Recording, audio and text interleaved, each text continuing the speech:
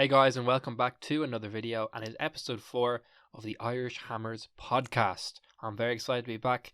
It's been quite a while. It's been over 3.5 months since my last upload, and I know that's kind of been the pattern. First episode was I think February 2023.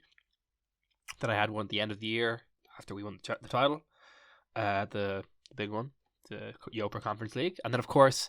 The recent one was in September, so kind of like a month into the Premier League season. So yeah, I'm sorry about the delay on it, but obviously I've been busy with stuff I've been thinking about for a good while of doing a new podcast. I just haven't got around to it. And so I've really prepped this one out, and obviously there's a lot of games to discuss.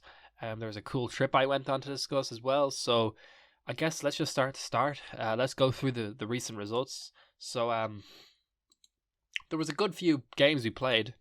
Of course, since the end of September, obviously a lot's happened, a lot's changed.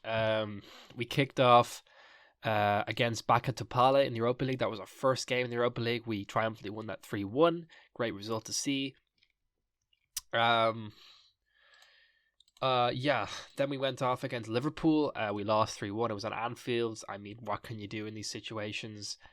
These things happen. And then we had the EFL Cup third round. We played Lincoln City. We won 1-0. After this, we had Sheffield United, and it was 2-0 victory. Then our second Europa League game, and we played Freiburg. We won 2-1. So it was going pretty smoothly in the Premier League. We were sitting pretty good in the Premier League. Things were going well. The next match for me was a big one. It just kind of stood out to me. And it was the 2-2 draw with Newcastle. Why I think this was a big game? Well, Kudus struck a late winner after coming off the bench. I think this is the moment, because up to this point, I think Bowen was the man at the club. And I think Kudus, who we all thought was going to be a great player, well, he ended up being a great player because he stepped up to the occasion, came off the bench, got that really, really good goal to secure us the point, which felt like a big point at the time, I think, because our form was decent. Newcastle, obviously, at the time, were a very good team. Kind of waned off recently, but yeah, it was just a brilliant result. Seeing Kudus impress off that right side, really owning that role. Coming central, controlling play, and really good long range shot ability. And since then, he has come to life and just been a great player for us at this club. So yeah, it was great to see that. That was a big moment in the season. The next game, we got battered 4-1 by Aston Villa. Now, to be fair, Villa were doing very well. And then after that, we lost to Olympiacos 2-1. And then following that was a 1-0 loss to Everton. So I think those three results, it was funny because, of course, the tension was coming into the season, even that Moyes was sort of on a thin ice a little bit. Who knows? Because, obviously, we'd won the title. Then transfers were a little bit dodgy. Then transfers improved. Then people's hope was a little bit higher with a few early results, and then stuff started tapering off, and now we had this sort of pretty bad run of games. Personally, I'd watched that Everton game, and I'd seen how poor we were. Now, we had played a lot of games in a row, to be fair, but it was just a poor result against Everton, and I think, because I was out watching that game in a supporters bar, so just seeing the general reaction and just the general disinterest and actually quite a disgust at how we were playing. I think a lot of the Moyes hate was building. I was questioning my my support of the team at this point, and honestly, a lot of people were obviously not very happy about it. So yeah, that was that result. It was a tough one, a really tough one to face. And it was kind of a question of where are we going to go from here. And well, big things happened in the next game because we got a 3-1 win against Arsenal in the League Cup. I couldn't quite believe this had happened. Obviously, Declan Rice came off the bench and was playing against us for our first time. Honestly, probably my favorite result of the season. I was watching it, just hearing the crowd absolutely off their seats. I believe this was in the Emirates, so it was just great to hear the West Ham fans alight and loud, and just seeing Arteta depressed. And honestly, it feels so sweet. Obviously, West Ham want to play up to Arsenal now because, of course, there's a little bit of a rivalry. I'm not a hater on Declan Rice or anything like that, but it's fun to get a result over him, to be fair. Just because, obviously, it's a London rival. He's kind of, since leaving West Ham, he's kind of made things a bit weird, saying how much he loves Arsenal. It feels a bit weird, to be honest, for me, personally. So just getting that result was huge. And like, I just couldn't believe we won that game, to be honest, because like I was kind of disinterested in watching this game. Then I seen the OG go, and I was like, holy shit, we could smash and grab this. And then Kudu scored an amazing goal, and I was like, holy shit. And then Bowen scored 10 minutes later, and it was like dreamland. I literally felt like dreamland. It was an amazing game. We didn't concede late, but it was a great game. And I was thinking, wow, Moyes really knows how to do it in the cup. And that's sort of, I feel like that narrative that Moyes can't beat big teams. Now, say what you want about Arsenal, whether or not they're a big team, it was a great result. After this, we followed it up with a loss to Brentford. This felt like a slow coming loss. Again, league form was quite low at this point. Then we went on to finally actually win another European game against Olympiacos, putting us top of the Europa League table for that group. And then we followed up with some really impressive results, especially for Souček. 3 successive late winners from Souček. A 3-2 win in the Premier League against Nottingham Forest, a 2-1 win against Burnley in the Premier League, and then a 1-0 win against Baku Topala in the Europa League to get us top place, keep us top. And yeah, it was just 3 very late winners from Souček. I believe all 3 goals were in the last 5 minutes, even later. And yeah, it was just really amazing. Obviously, Souček has come a long way from where he was with struggling last season with Rice to 2 or 3 seasons ago just being unplayable, and he's really had more freedom and space in the midfield. I think I mentioned in the last episode, but Souček's one of these players that he's had a lot of he has always had a lot of ability, but he's never really had the chance since those early days to show it. So to see him back in the goal scoring, because he's always been a natural goal scorer, you know, he's always had an eye for goal. To seeing him getting to do that, it's amazing. So yeah, just fair play to him in all 3 of those games. Yeah, things were really, really smooth. Next game was a boring 1-1 draw at Crystal Palace, but this was great because it was followed up by a 2-1 win against Spurs. We officially ended their title race, I believe, because Spurs up until then were doing well, and then they really died off, like they do every time. So yeah, it was great to see. Bowen was still doing well. Kudus was playing well. Things were amazing. After this, I think a lot of the tiredness set in because we lost to Fulham 5-0. It's just one of those games. I remember when we played against, I think it was Newcastle, we lost 5-0. It's just one of those games. I don't really count it because I think, like, come on, it's one of those games where the score is so ridiculous you can't really take it seriously as a match. So I just sort of brushed that one off as an off day. Obviously, Bowen was on his amazing form. He was 3rd in the goal scoring charts. We basically quickly cleared that up with a 2-0 win against Freiburg, just putting them away and completing top of the league once again for the 3rd successive season in the Europa League. I think that's a really important game. 3rd successive season in Europe, I should say. But yeah, I think that's important to know because Moyes really takes that competition very seriously. All of the European competitions, I think, more so even I think than the domestic cups. But yeah, I think that was a really big result. Obviously, going into last 16, bypassing the round of 32 is a big deal. Now, of course, in the Europa League, we might come up against, say, Liverpool later on, so that's going to be tough. But obviously, still hyper excited for that competition. That was great. Then we followed up with 3-0 win against Wolves. Great results. Kudus and I think Paqueta were both in the scorebooks again. Kudus really building his name at the club. Then we followed up with a really depressing game, a 5-1 loss to Liverpool at Anfield. Kind of not surprised. I remember saying before this game when we drew them, I'm like, knowing our luck, we always get a tough draw especially in the League Cup. I was just saying, like, look, we're going to get smashed, and we did. We didn't play full squad here, which is a bit questionable. Obviously, Moyes, being a bit questionable, not unusual. I was sick when this game was on, so I was actually so happy I was sick for that game because I was like, Jesus, I did not want to see that shit live. Then we followed up with a really, really impressive result 3 days later to, I think, wash away those demons, and that was the United results. A 2-0 win against United. Obviously, Bowen on the score sheet there. Absolutely amazing results. I think Prowse scored again as well. I'm not too sure. But yeah, I just remember watching this and being like absolutely ecstatic with the results. I was just like, yes, we are the best. And then just being really happy with that result. And then another result after that followed, which was a 2-0 league game against Arsenal. And we officially threw them out of the title race, I believe. Actually, after doing Spurs over, doing United over, it really felt good to do Arsenal over as well. Look, I really feel like we are able to compete now against those top teams. Well, I say top teams. I'd say a tier below top teams. You know, I wouldn't consider Arsenal or Spurs in that top tier, like City or Liverpool. But again, like they're a decent team and just a team that we have a reason to defeat and reason to get one over. I always feel like that as well. Moyes with against United, he kind of has a point to prove there, given his history. But yeah, anyways, that was great. But again, things took another little turn in the saga of the season because we came up against Brighton in the next one. And a little backstory: I did actually go over to London, and I chose to go to this game. I was expecting a lot more from this game. It was a 0-0 draw. Brighton really should have beaten us in this game, to be honest. We were boring. We were defensive. No Kudus. No Paqueta. It was really worrying how thin we looked without those two players and how dead we looked. Brighton dominated possession, shots. It was just Areola that kept us in this game. No, honestly, it was great to go to a game to see the atmosphere and stuff. But yeah, just having this being like the first 0-0 game of the season, I believe, and being the game I went to, it's kind of sums up my luck, to be honest. But yeah, no, still appreciated. Look, you can kind of turn the positives on this game and be like, oh, 4 clean sheets or whatever in the league.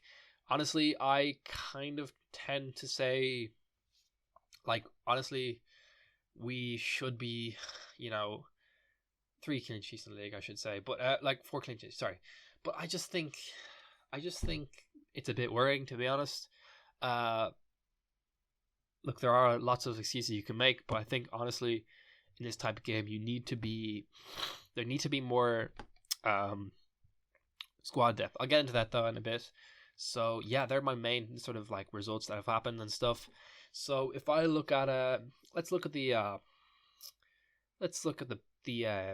key players this season, I guess. So Bowen has scored. He's a 13 GA, so 13 goals and assists this season. Really the main player for our team. Look, he's doing great things, obviously.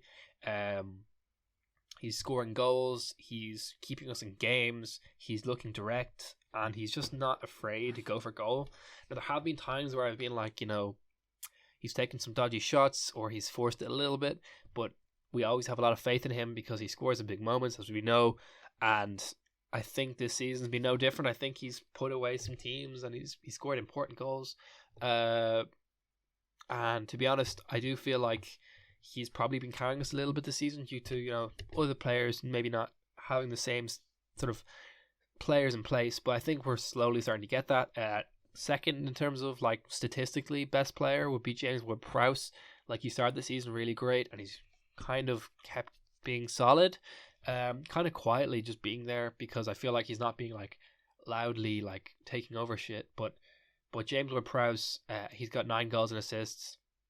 Excellent player, mostly assists. Now, to be fair, I'm still waiting on that free kick to come for him, but it will come hopefully. And we'll hopefully see like that amazing moments of him celebrating, equaling Dave Beckham's record, I believe, or overtaking it. But yeah, obviously from corners he's been deadly, and just a really like energetic and good player to have in the squad, as I previously mentioned. And next up, we have 2 players tied for third. We have Mohamed Kudus and Lucas Paqueta, both on 7 goals and assists. Obviously, 2 really exciting players.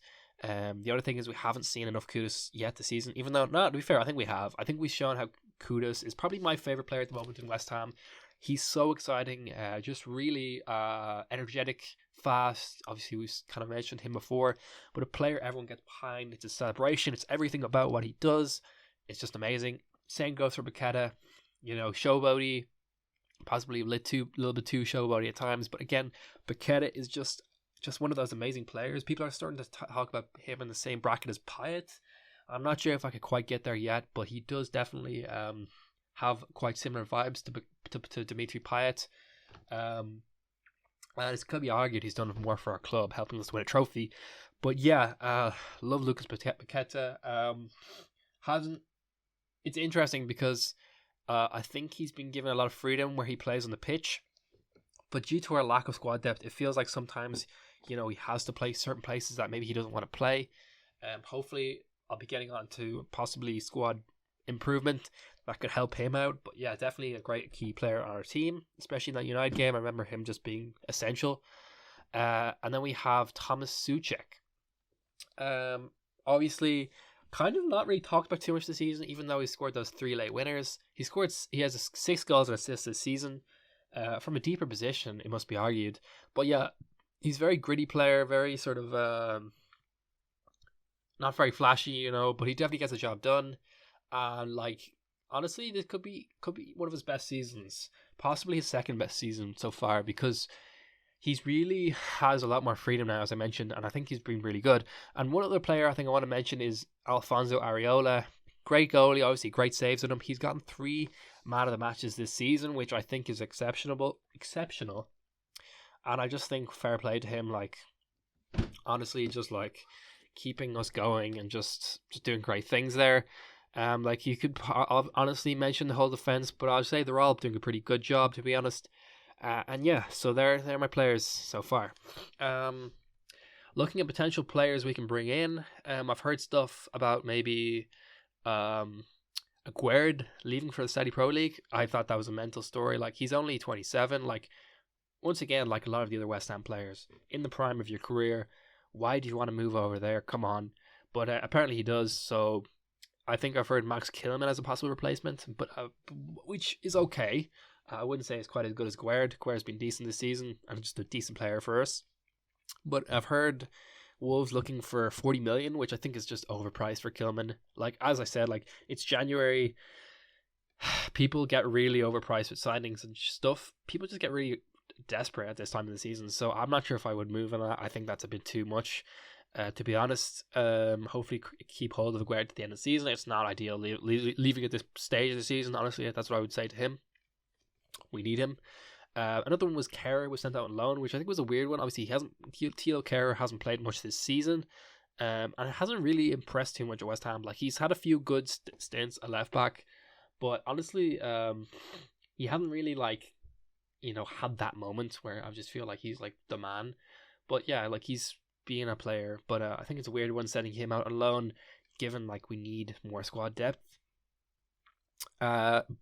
Another one I heard about was Steven Bergwijn. Obviously, Ben Rama has played a few times on left wing, but hasn't been great. Steven Bergwijn would be a really good one, in my opinion. Obviously, there's the Ajax link with Kudus. Imagine having Bergwijn on the left, Kudus the right, Bowen up front, and Paqueta behind. That would be insane, I think. But whether we get that one over the line, I'm not too sure.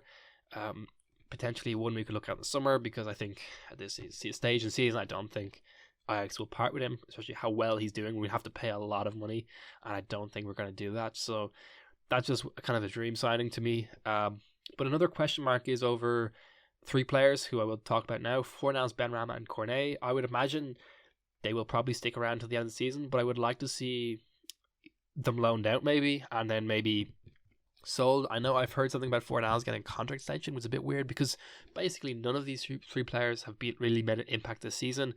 And honestly, I feel bad because Fornals and Benrahma have been such good servants for this club, but either Moyes doesn't like them or things haven't worked out recently. But I think they need to move on because I don't think they're making much of an impact on the squad, even on the bench.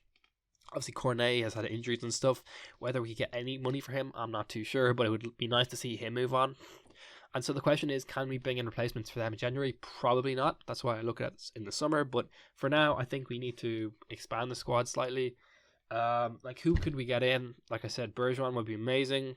If we could get Kilman, maybe on a swap deal, it would be better. Reduced price, I don't know. But anyways, it's interesting to see. Like there hasn't been that much chatter from West Ham. There's usually a bit more chatter about us getting linked with like 500 players. Obviously, the position we stand at in the Premier League, we're 6th, so I think that maybe contributes to us being a bit more steady. And I think the noise being a bit quieter because obviously things are quite stable at the moment at the club ish. So I think, potentially we're sitting off in signings. Okay, let's get to the positives and negatives this season, because there's been a lot of positives and a lot of negatives, to be honest. I heard someone describe it like we're on a tightrope a little bit, which I kind of get. Like, we feel like we're just, we're doing great at the moment, we're doing grand, but any little misstep, and I feel like things could just go off the rails. And we've kind of seen that a few moments this season where the Moyes out has gotten really loud, the whole movement. Just a few poor results, a string of poor results where we just looked at the club and gone, we got nothing. It's not just the bad results, it's the bad play style with those results. and kind of like a bit of a pattern we seeing from Moyes. If you remember my first podcast episode, I kind of mentioned how like Moyes kind of plays one dimensionally, and that's one of my negatives I think about him, which I'm going to get into a second. I'll just go through the positives first because I feel like let's start part of positive anyways. Obviously, I mentioned like a lot of key players, a lot of signings we've made are firing on all cylinders, which is great. Obviously, taking away AFCON, which will affect us going forward. Obviously, Kudus is going to miss a few games. I think he's essential. But obviously, Paqueta is playing amazing. Alvarez is a solid player. And obviously, James Ward-Prowse, really good. And also just Bowen's still amazing. You know, he's really putting his heart and soul into West Ham performances. Obviously, he signed that contract extension. He's going to be here hopefully for the rest of his career. I can imagine him having another at least 3 or 4 years at this club, as long as we stay the course. But yeah, just really like nice seeing that. A player who means so much to West Ham. Like, when's the last time we've had a player that dedicated to the club? A long time, I would say. Obviously, since Noble. He could be the new Noble, but obviously more talented, to be honest. No offense to Noble. I don't think he'll take offense to that. But next one up is the back in Europe. Yes, back in the round of 16 is great because I think that was kind of a thing we needed to do this season. Obviously expected it, but to do it in the style, we once again pretty comfortably, probably not as comfortably as wanted to be, but pretty comfortably dealt with our opposition pretty well. I liked it. I thought it was good. To be fair, I didn't watch many of the European games, but just seeing us get into the last 16, I'm going to enjoy watching the later stages of this competition. Obviously, it's going to be a tough one this year. As it was said, we have Brighton there. Obviously, with Liverpool, among other teams that are going to be in this competition. It's going to be tough. And then the last one I want to say is some really decent results in the league. Like I said, the Arsenal results, really enjoy those. The Spurs game, the United game, just some really top results against some bigger teams, you know, and it puts us on the map. It's results I can get excited about, I can boast about with my friends and stuff like this. Just really enjoyable and honestly a good time. For me anyways. But yeah, let's look at some of the negatives, because obviously there are negatives. You can never sort of shy away from those negatives. The first one is the Moyes tactics. Obviously, we've all seen this before. Pretty one-dimensional. Like, Moyes plays his way and he's not going to falter for it, and it's kind of affected us sometimes where I feel like we can push on and just play a bit different, or play plan B, and there isn't really plan B. Say if plan A isn't working, there's just no other alternative. Like I say, like, it's kind of boring, especially that Brighton game. Defensive, you know, just letting teams batter us a little bit, especially, and it's just been tough to watch. Obviously, the counter attack has been nice when it has worked, but when it's not working, it's tough to watch our team play. Obviously, that possession was kind of forfeited last season. This season, from last season, it wasn't working, so we've gone back to where our roots are. But obviously, now it's going to be a lot tougher. Now, to be fair, the results have been decent, right? But it's like when things go badly, they go very badly at this club.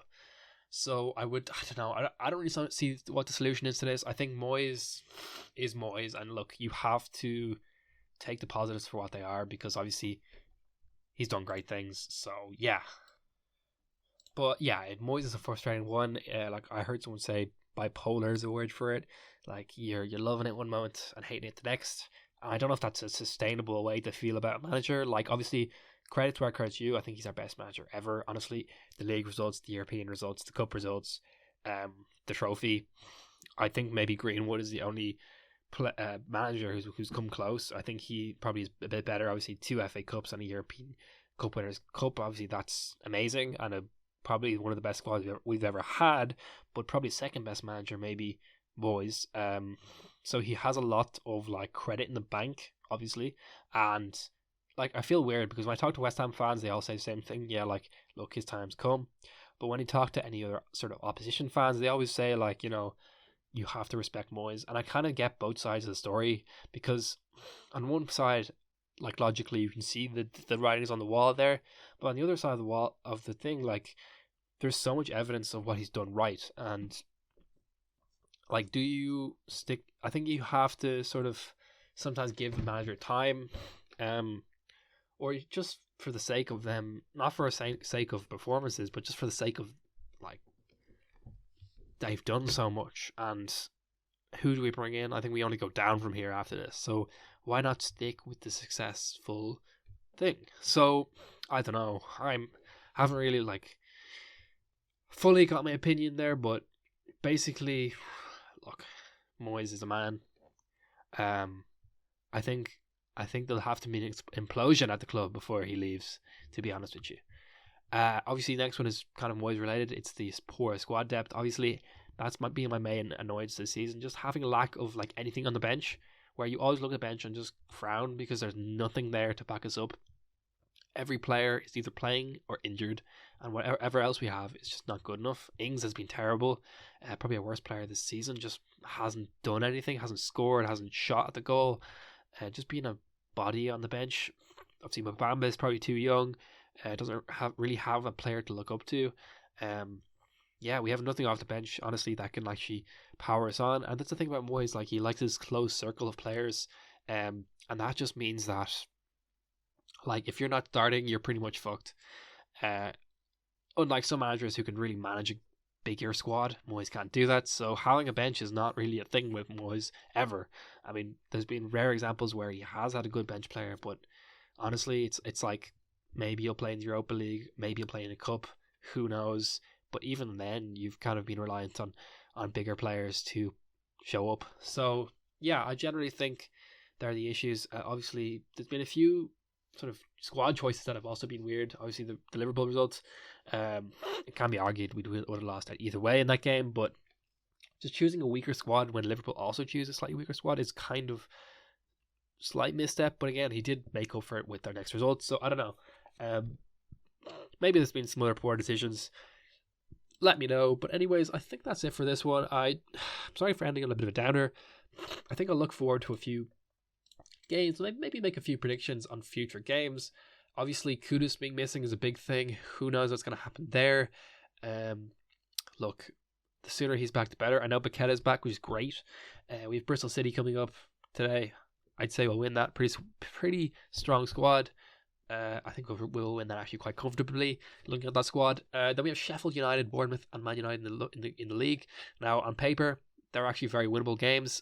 I think we'll do well in those games. I think we will. Hopefully, when we get to Arsenal and Forest, Kudus makes a return. After that, it's Brentford, Everton, Burnley, and then Villa come up, which is a tough one. But yeah, honestly, not a very quite a weak end of the season in terms of opposition. It's the very last few games which I think are going to be tough. We have Newcastle, Aston Villa, Spurs, Wolves, Fulham, Crystal Palace, Liverpool, Chelsea, Luton Town, and Man City. Those last 8 games, which are really tough. But the next 6 or 7 games are going to be a lot easier. Obviously, we have to think about Europa League. So that congestion is going to come later on. So I think being able to just get good results, to leave us in a good position when we get to hard games, it's going to be a must. But I'm really excited for the rest of the season. I think Europa League we will do well. I think we'll get to the later stages of that. I'm looking forward to, I'd say, minimum quarterfinals is what I want to see. Obviously, if we come against a really tough team, then I can understand it. But I want to see us just going balls to the walls in the Europa League, because this could be our last opportunity. Now, as we speak, we do sit 6th, and we are 3 points above Brighton in 7th. So I think Europa Conference League could definitely be a real possibility. Europa League potentially. It's weird because we didn't see ourselves here at the start of the season. I predicted us to finish 12th, so seeing us so high up is decent. But I'm aware that Newcastle and United and Brighton do loom in the background, so they're teams that could pounce up and push us out. I do think, though, we will hopefully hold on. But yeah, so that's been it for me, guys. Look, hopefully you had an enjoyable Christmas, and I'll see you guys when I see you. Thank you.